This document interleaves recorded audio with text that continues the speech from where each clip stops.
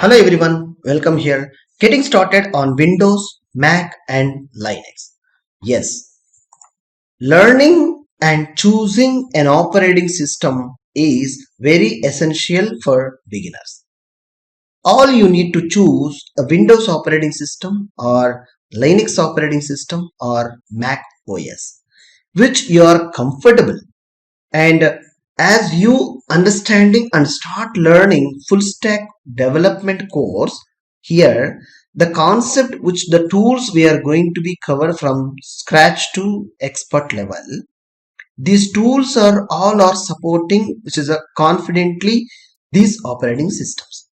So accordingly, all you need to understand and use your own confident, which is a more practiced by you operating system, you start choosing. And also this video lecture and this course is covered using Windows operating system. Ensure to start learning. I'll see you at the course. Thank you.